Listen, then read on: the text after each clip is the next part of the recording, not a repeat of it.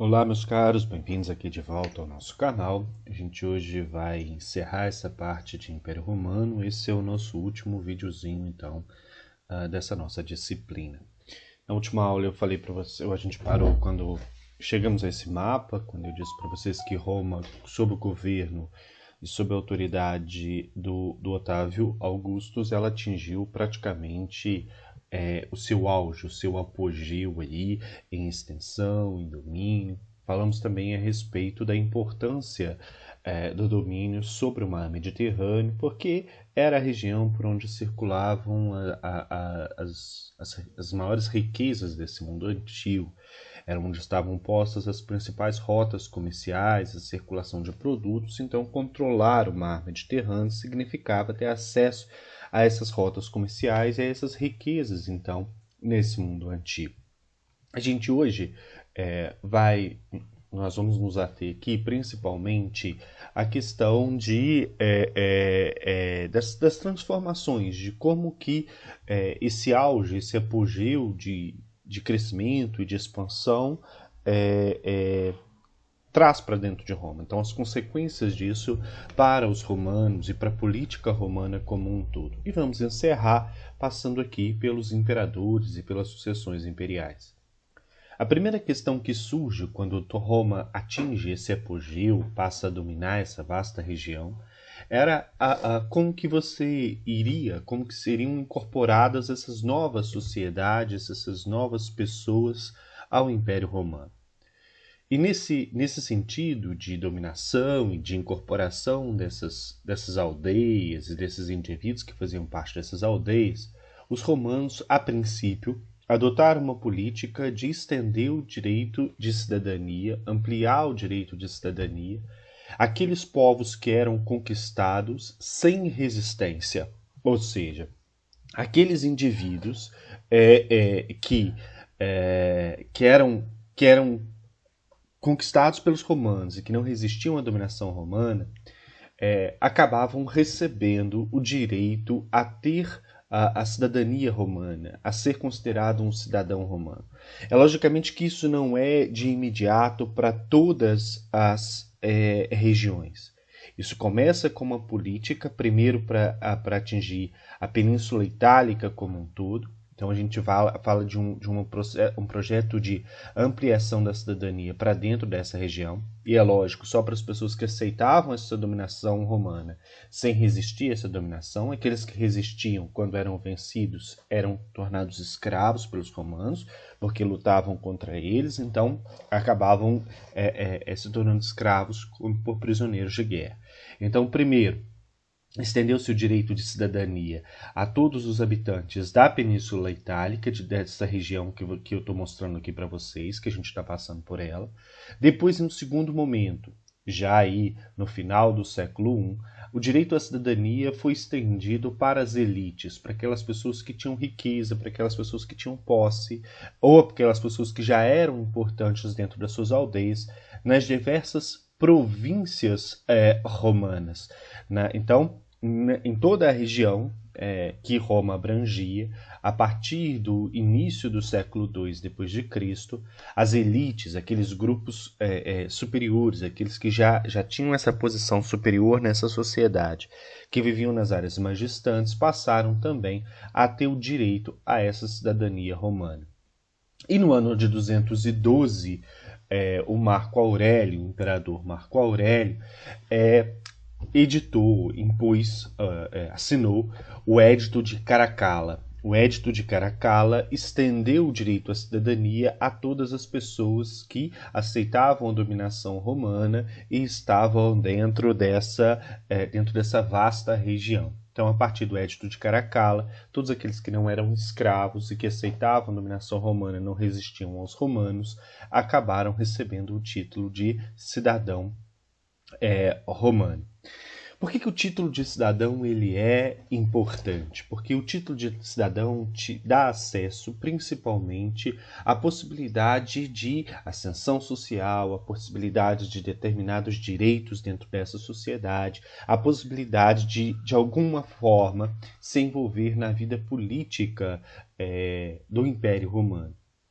para aquelas pessoas que faziam parte de um grupo que, de certa forma, tinha algum ganho, e aqui eu estou excluindo a maior parte da população, que são os escravos e os plebeus empobrecidos, mas eu estou falando daquele plebeu que tinha alguma pequena posse, ou aquele plebeu realmente que era enriquecido, mas que não tinha prestígio dentro dessa sociedade. Quando esse indivíduo ganha o direito à cidadania, ele tem uma possibilidade de ascensão social e uma possibilidade de se tornar aquilo que nós chamamos de cidadão ativo, ou seja, participar ativamente da política, do comando ou das decisões de dentro desse império. Como que se daria essa ascensão social? Ela não se daria dentro de uma mesma vida. A gente tem que entender que dentro de Roma, não só um indivíduo é importante, como a família também é importante. Então, muitas das vezes, criam-se políticas para se fazer com que as famílias consigam chegar a determinadas posições. E muitas das vezes as famílias só conseguem chegar na terceira, quarta geração, ou seja, com um neto ou bisneto.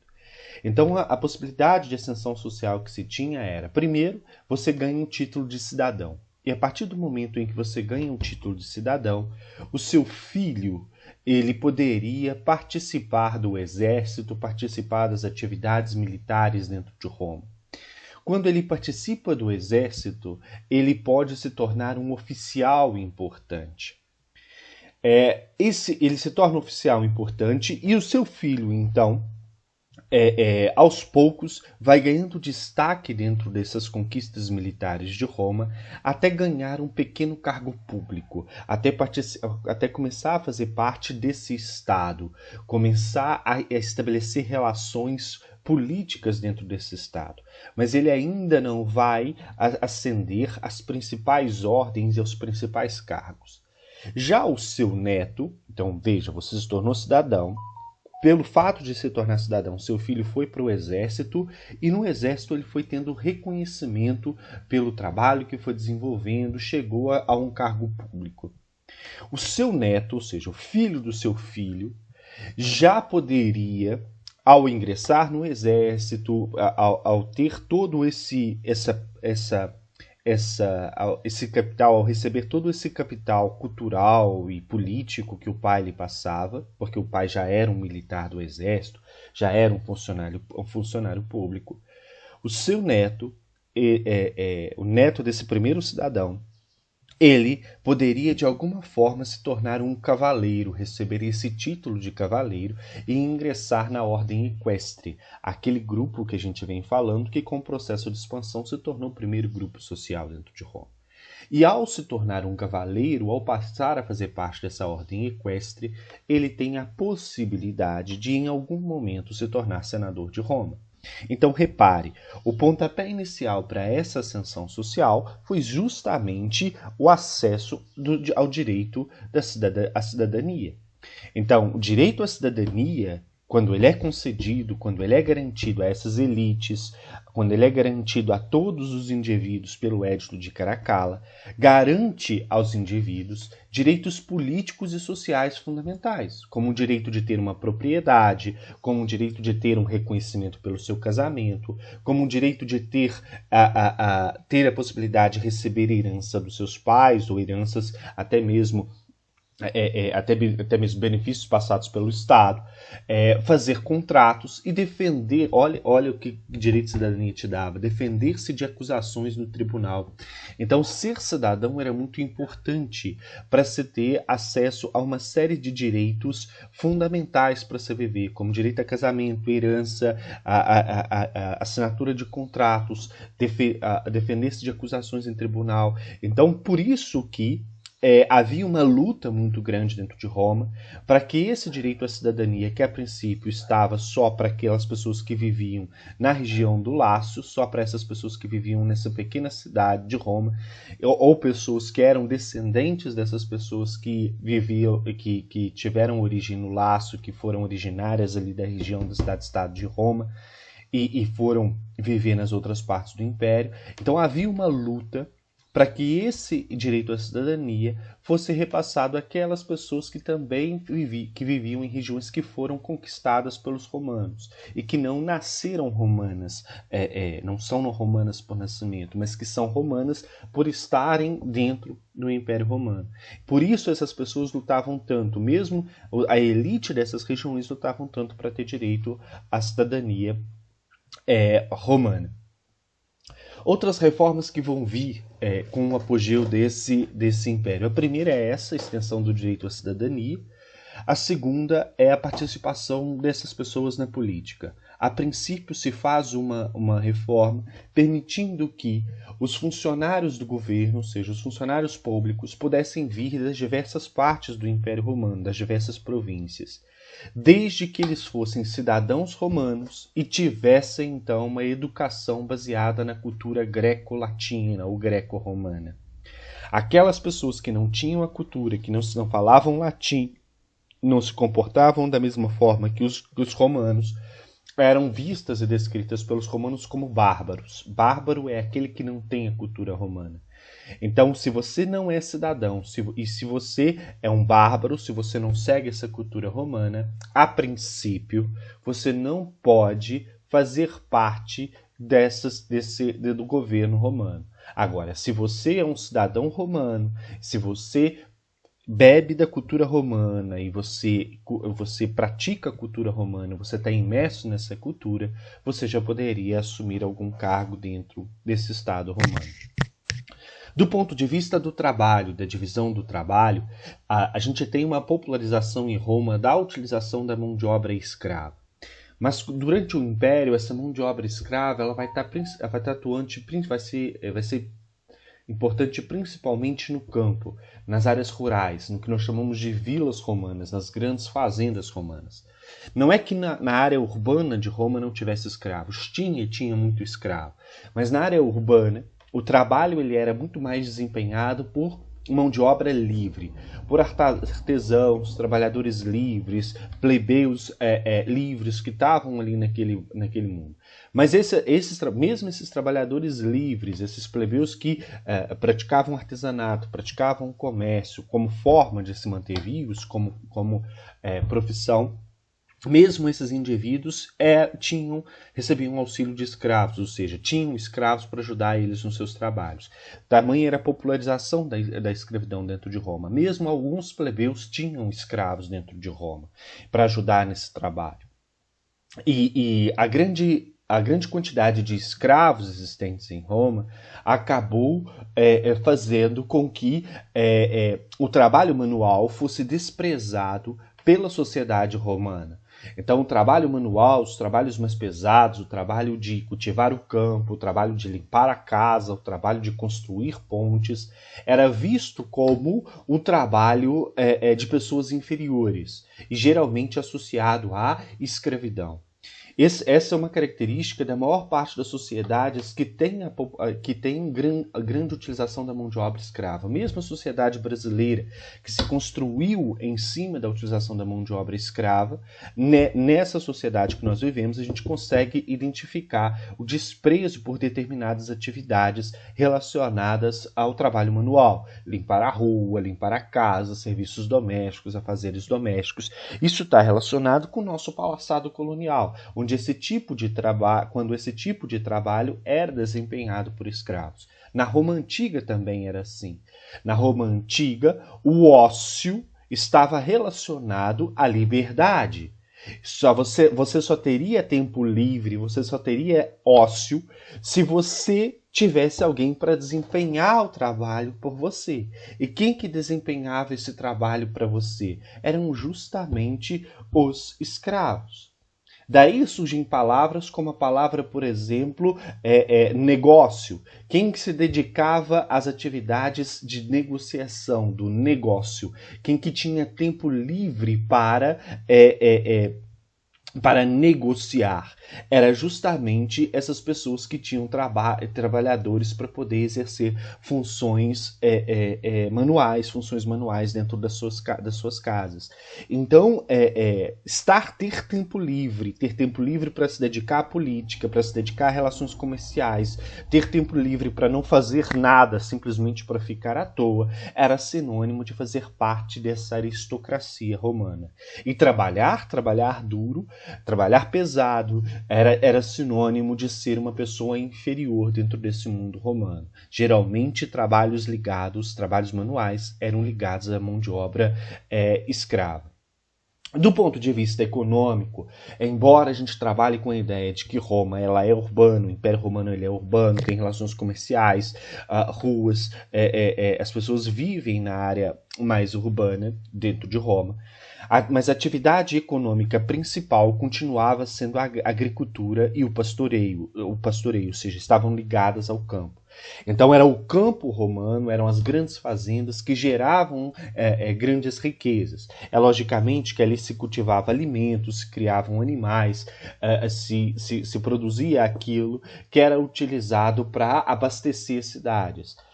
Mas no campo se produzia e isso era levado para ser comercializado dentro das cidades. Daí a ideia de uma interligação entre o campo e a área urbana dentro de Roma. Então, as principais atividades econômicas, embora Roma fosse urbana e tivesse atividade comercial como fundamento, aquilo que gerava mais riqueza para Roma continuava sendo a agricultura e o pastoreio. A gente pode passar agora, rapidamente, por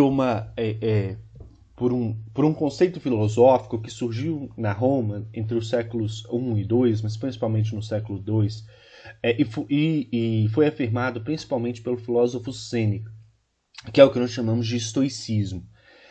A gente sabe que Roma era uma sociedade escravista, tinha ampla utilização da mão de obra escrava.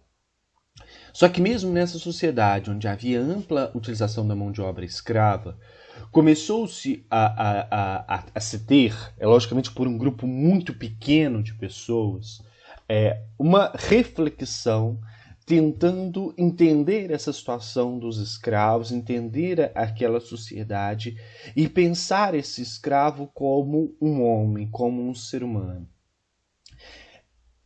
Como eu disse para vocês, isso é uma minoria. O estoicismo ele não chega a contaminar o Império Romano para poder fazer modificações, mas é uma linha de reflexão que permitiu um certo questionamento sobre a condição escrava dentro da Roma antiga. O estoicismo, defendido por Sêneca, afirma que o homem deve ser visto como um ser racional, como um ser que pensa. E se o homem tem essa alma racional, se ele é um ser que pensa, e isso a gente pode levar para todos os indivíduos, para todos os seres humanos, e o que confere divindade a um ser é justamente essa alma racional, essa capacidade de reflexão. Então, por o estoicismo, se todo homem pensa, se todo homem é racional, e se a alma racional que confere divindade a um ser, logo todos os seres humanos são divinos, porque todos eles são possuidores de uma alma racional. E isso levou, então, a uma reflexão por parte daqueles pensadores que seguiram essa linha de reflexão do estoicismo, para poder pensar as relações entre proprietários de escravos e seus escravos dentro da Roma. Ora, se todo homem é dotado de racionalidade e é a racionalidade que confere divindade, os escravos também são entes racionais, então eles também são divinos. Desse modo, o proprietário o proprietário de escravos, ele não poderia subjugar o seu escravo e usar de violência para com o seu tratamento. Todo indivíduo ele mereceria respeito, inclusive os escravos. porque todo indivíduo é dotado de uma alma de razão. Então, todo indivíduo é por si divino. Então, nesse sentido, o estoicismo ele propõe uma nova reflexão para essas relações entre escravos e proprietários. E aqui eu trouxe um textozinho do Sêneca para a gente tentar entender isso. Olha o que o Sêneca fala. Reflitas em que esse, a quem chamas teu servo, nascido da mesma semente, vive sob o mesmo céu, respira da mesma maneira vive e da mesma maneira morre.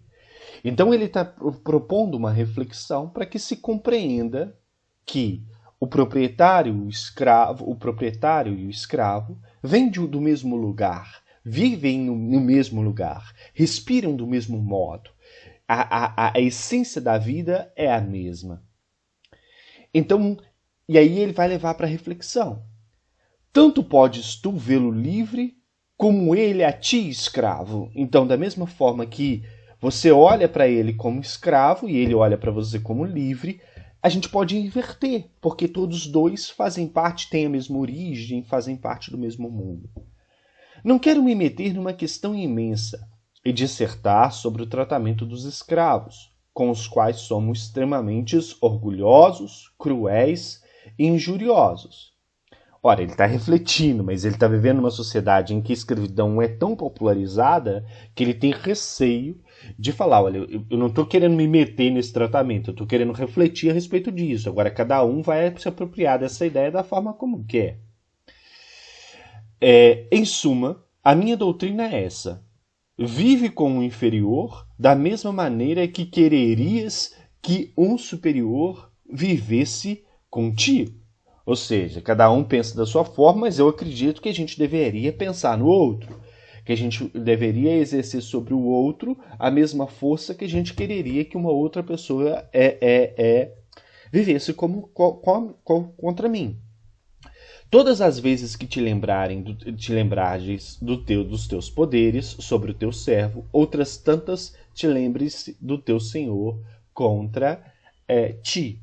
Então aqui ele dá ele propõe uma reflexão, mas uma reflexão pisando em ovos, porque ele está em uma sociedade que é uma sociedade que se ancora sobre a utilização da mão de obra escrava, que gera riqueza com a utilização da mão de obra escrava.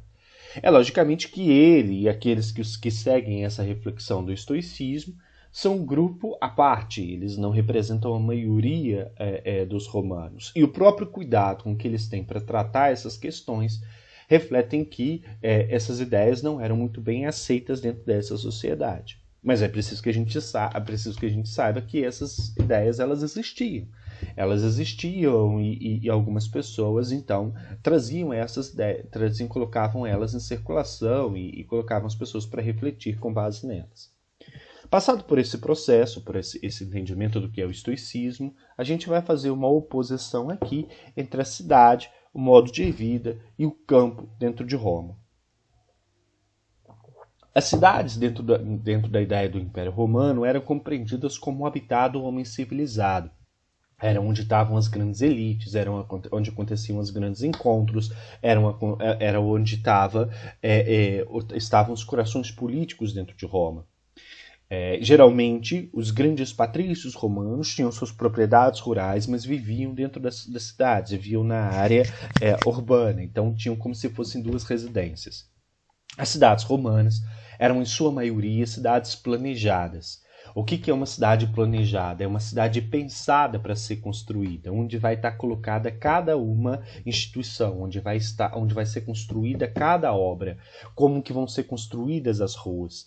Então, há um planejamento dessas principais cidades, principalmente da cidade de Roma, para se pensar a posição estratégica de cada uma das instituições e para se pensar uma rede de estradas e avenidas que, de certa forma, levasse a ligações até a cidade de Roma. Não só ligasse essas instituições internamente, mas ligasse Roma às diversas cidades existentes dentro do Império Romano. Então, nesse sentido, a gente pode falar que o Império Romano possuía, sim, cidades planejadas. Não eram cidades que surgiam de um crescimento desordenado, ou seja, surge uma rua aqui, um beco ali, uma casa colar, no meio de uma rua você constrói um prédio. Não é dessa forma desordenada. Há um planejamento, há uma ideia de que cidade se quer construir, de como se vai construir essa cidade. Dentro dessa cidade existem 3 espaços muito importantes. O fórum, não é um fórum, a gente vai ter vários fóruns dentro dessas cidades, que eram lugares onde aconteciam as grandes festas religiosas, as grandes manifestações cívicas, era um espaço de encontro. O fórum, então, seriam praças ou construções que permitissem essas festas, que permitissem esses encontros públicos. A gente tem a questão das basílicas. As basílicas eram construções destinadas aos negócios públicos, eram construções dedicadas ao exercício da política, às discussões políticas, às votações. Então, são esses grandes templos, essas grandes construções destinadas a essa administração pública, aos debates públicos, aos negócios públicos. E a gente tem a palestra. A palestra é o lugar dos exercícios físicos. São campos abertos para que os romanos pudessem exercer a fazer atividades físicas, exercer o seu culto ao corpo, que da mesma forma que os gregos eles vão ter essa ideia de cultuar o corpo masculino, o corpo muito bem torneado, muito bem musculoso. A vida cotidiana.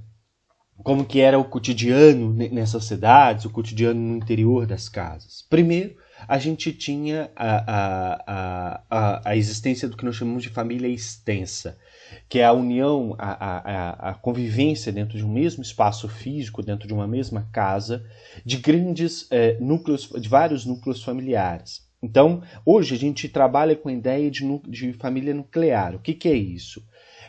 Quando você casa, você sai da sua casa e vai para um apartamento de 40 metros quadrados e ali você vai viver com a sua família, com o seu companheiro, com seus filhos. Então isso é o que nós chamamos de família nuclear. Geralmente ela é reunida por um casal e seus filhos. Quando eu falo de família extensa, eu estou falando que várias pessoas vivem dentro de um mesmo ambiente e convivem conflituosamente ou harmonicamente dentro de um mesmo ambiente. Então vão viver dentro de uma mesma casa irmãos, pais, tios, sobrinhos, agregados. Dentro na estrutura de Roma eram essas as famílias que existiam, essas famílias extensas, várias pessoas convivendo dentro de um mesmo espaço. Os casamentos em Roma eram casamentos, conforme eu já disse, a gente já trabalhou isso, eram muito mais alianças entre famílias, principalmente o casamento das elites.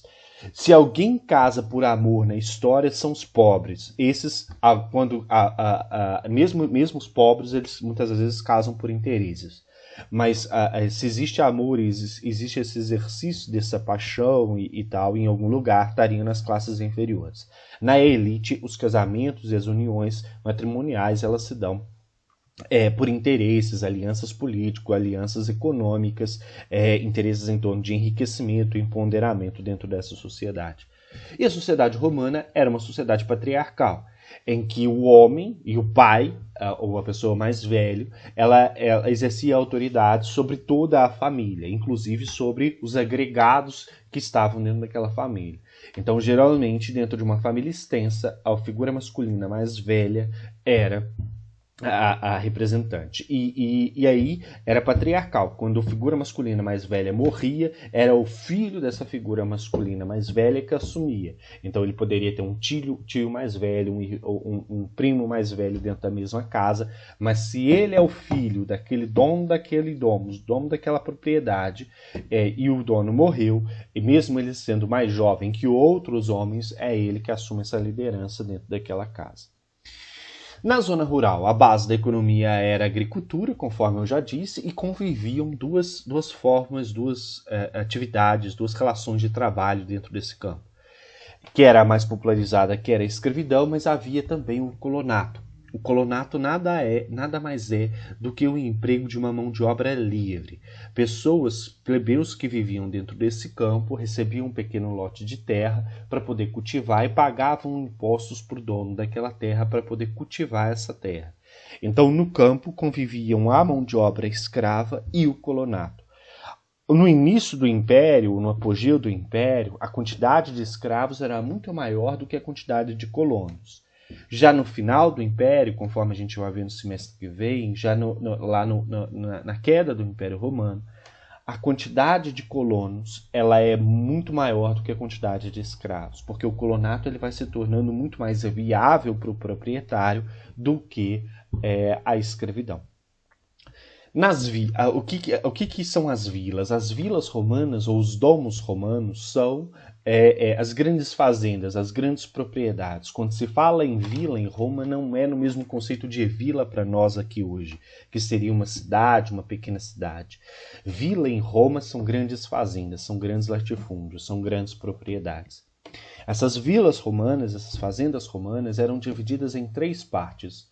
A parte urbana, ou chamado de domus, que era a propriedade, a casa senhorial, a casa do patrício, e essa casa tinha ali toda uma estrutura mantenedora dela, toda uma estrutura de funcionamento. Você tem a parte rústica, que é a parte onde viviam os escravos, onde trabalhavam os colonos, é a parte onde se produz de fato o alimento, onde está produzindo a agricultura, onde está praticando a agricultura, praticando o pastoreio. E tem a parte que nós chamamos de parte frumentária, que é composta por pastos, por matas, que não é utilizada efetivamente para a produção de alimento do ponto de vista da agricultura. A gente pode até colocar uns animais para pastar ali, e ela pode ser utilizada como campo para atividades físicas, ela pode ser utilizada como campo para caça, ela pode ser utilizada como pesca, como caça, ela pode ser utilizada para recolher madeira. Então a parte frumentária seria essa parte de pastos, de matas existentes dentro do domus. Aqui a gente tem uma estrutura de como seria um domus romano. Lembra vocês que eu falei na última aula que eu ia falar a respeito da água? Repare que a água ela é um valor muito importante para os romanos. As próprias casas eram construídas com essas estruturas de telhado que permitiam que se recolhesse a água da chuva, o implúvio. Geralmente toda grande domus tem esse implúvio, que era esse espaço destinado então a você guardar água, ou às vezes essa água era utilizada aqui mesmo para se alimentar um grande banho público, ou uma grande piscina, banho público não, privado, né, porque é do domus, uma grande piscina existente dentro desse pátio.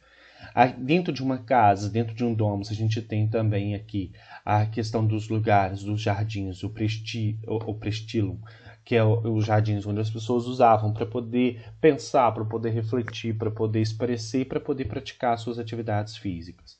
E do outro lado aqui, geralmente você tinha um lugar onde você colocava escravos para brigar e as pessoas ficavam observando aqui de cima, o vestíbulo.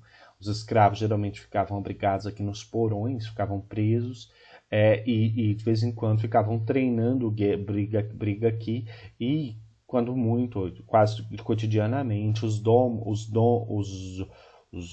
do domus, os proprietários, os patrícios, ficavam aqui observando essas pessoas brigarem, se degladiarem, e muitas das vezes mandavam um escravo matar o outro nesse espaço.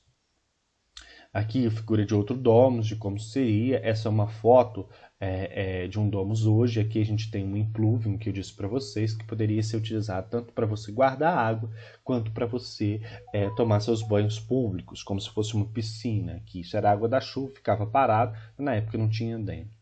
Aqui a gente tem as ruínas de uma dessas fazendas, de um desses domos. Repare que viver aqui não seria nada mal, observe a paisagem.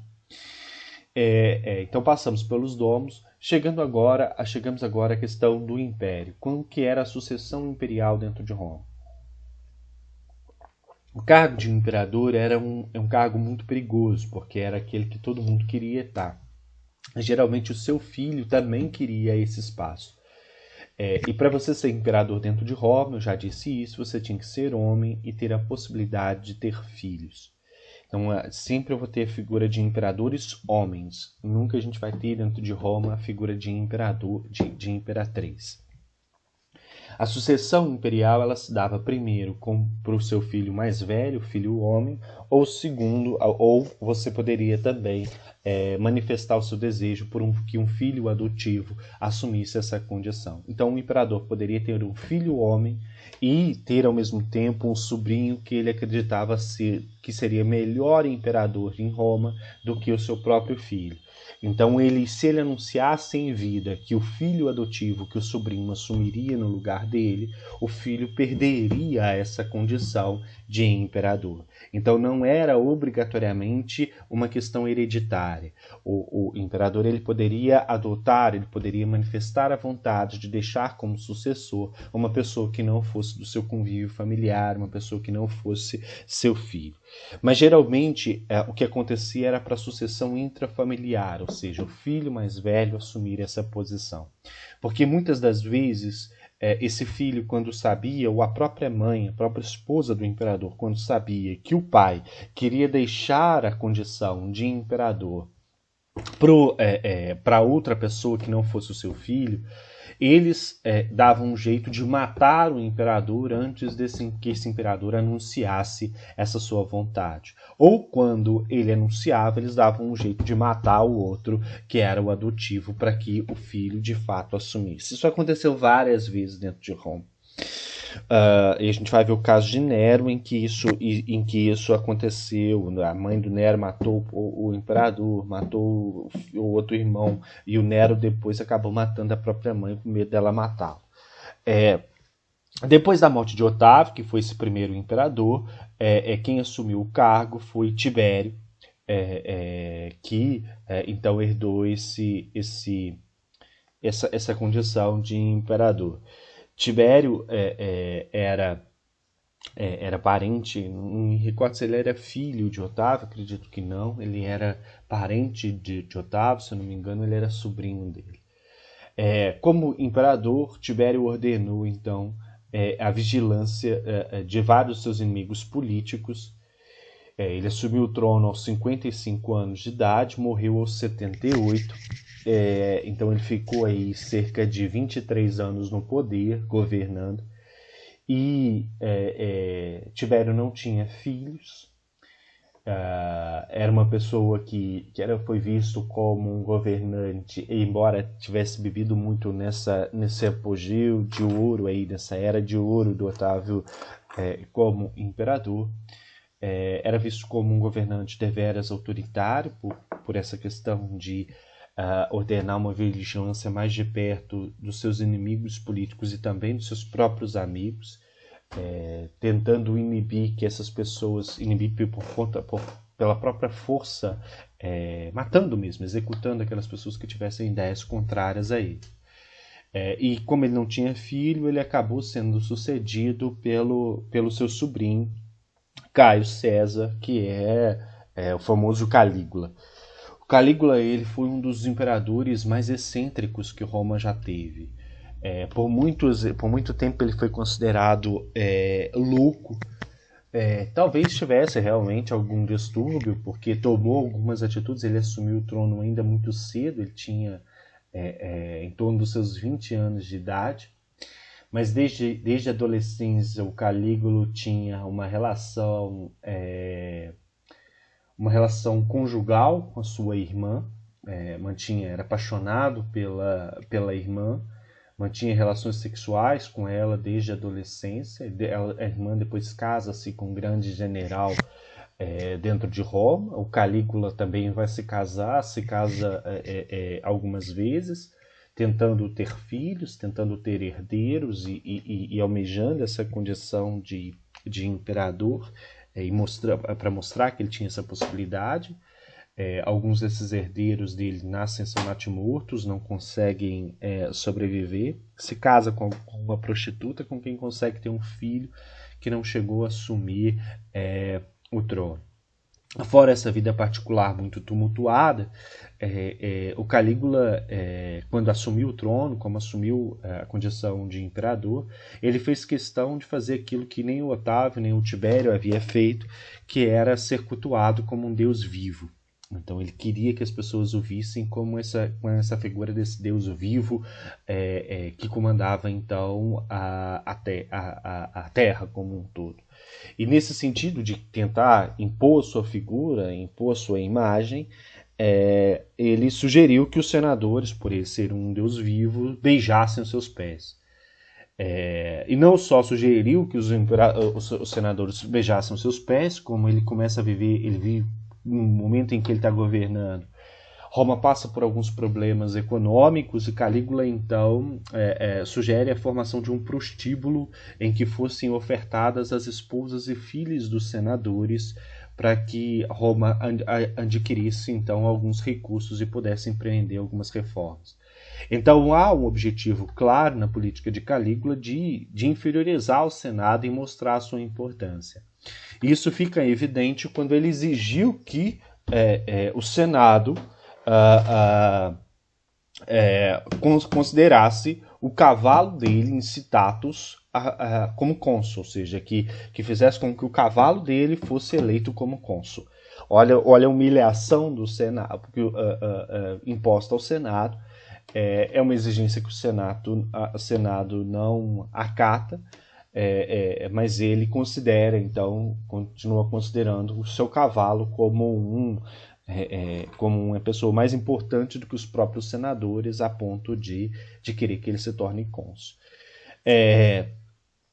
Frente a toda essa situação, Calígula, ainda por volta dos seus 27, 28 anos, ele foi assassinado pela sua própria guarda pretoriana. A sua própria guarda o matou. No lugar do Calígula, assumiu o governo de Roma o indivíduo chamado Cláudio. Reza a lenda que quando Calígula foi assassinado, Cláudio se escondeu por trás das cortinas dos palácios do Império, porque ele nem de longe almejava se tornar imperador dentro de Roma. E tinha uma política, e tinha medo, de fato, por ser o sucessor, por estar ali próximo, por ser o próximo na linha sucessória do trono, ele tinha receio de que ele também fosse assassinado. Então ele se esconde nesse primeiro momento e não tinha, frente aos senadores romanos, frente à sociedade romana, Cláudio ele não era visto como uma pessoa que teria pulso para poder governar o Império Romano. Porque havia uma descrição dele, há uma descrição feita principalmente pelos historiadores da época, de Cláudio como sendo tímido, gago, desprovido de beleza e possuidor de uma deficiência física em uma das pernas. Alguns falavam que ele mancava e babava. Então havia um receio de que ele não conseguisse, não tivesse pulso para governar Roma. Mas era só um receio e talvez um preconceito muito grande da sociedade e do grupo político que estava ali vigente naquele momento, porque quando a gente analisa o governo do Cláudio, a gente percebe que foi um dos governos, um dos imperadores que mais trouxe a prosperidade dentro de Roma. E diferente do que os outros imperadores, ele fez um governo baseado na honestidade e combatendo até mesmo algumas políticas corruptas dentro de Roma. Alguns historiadores falam que de Cláudio é assim descrito pelas pessoas da época, descrito como feio, tímido, gago, porque Cláudio, de todos os imperadores, foi aquele que se recusou a manter relações homoafetivas, homossexuais. Era comum dentro de Roma todos romanos manterem relações tanto com mulheres quanto com homens. E Cláudio não gostava não tinha essa identificação, não tinha esse desejo por indivíduos do seu mesmo sexo e só mantinha relações com mulheres. E isso fez com que os historiadores da época e a sociedade da época o descrevessem como um pária, como uma pessoa diferente, como uma pessoa que era feia, como uma pessoa que era desprovida dos traços de beleza e dos traços quase que de humanidade descritos naquela época. Um dos filhos do Cláudio é Nero. Cláudio foi casado, se não me engano, com Agripina, que era mãe de Nero, e se separou de Agripina e se casou depois com outras mulheres. Teve outros filhos. E reza a lenda e que muito teor de veracidade que Agripina, com receio de que o Cláudio não passasse o trono para o filho, quando Nero tinha 16 anos, Agripina mandou matar Cláudio para que Nero pudesse assumir essa condição. Então Nero assume a condição depois dessa estratégia traçada pela mãe. E ao assumir a condição de imperador, Nero era um excelente músico, era um cara dedicado à vida artística, mas quando assume a condição de imperador, ele demonstra toda uma crueldade para com seus inimigos políticos, para com seus sucessores e para com sua própria mãe, com medo e temor de que alguma pessoa pudesse assassiná-lo para poder tomar Roma. Então, nesse sentido, ele procurou assassinar todos os seus inimigos políticos, inclusive a sua mãe, que ele acreditava estar arquitetando um plano para tirá-lo do poder e colocar no lugar o irmão. Durante o governo de Nero, a gente tem aí Roma foi atingida por um grande incêndio.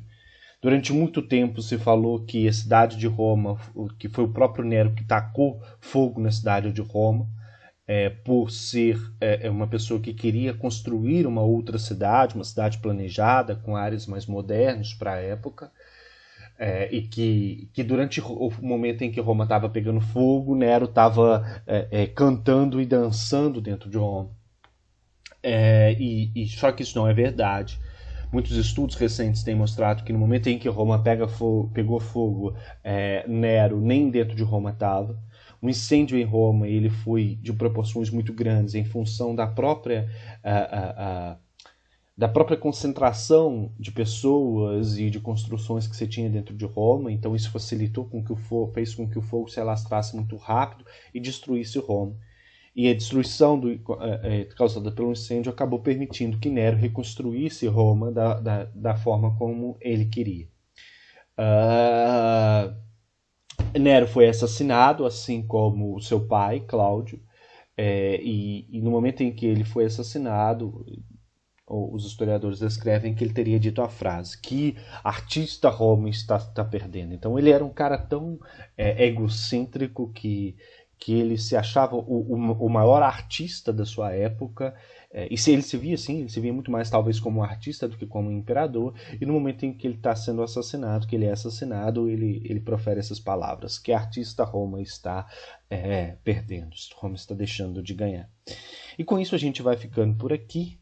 Não vou passar por vocês por todos os outros imperadores romanos.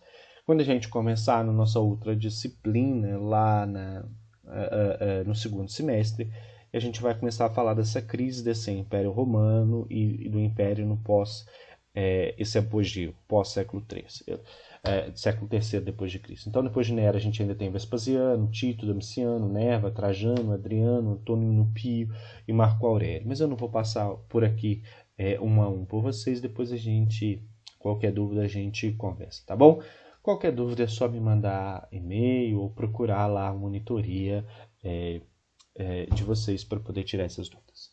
Obrigado pela atenção, obrigado pela dedicação e pelo envolvimento de vocês nesse bimestre, e desculpa não ter conseguido encerrar todo o conteúdo dentro do previsto, tá bom?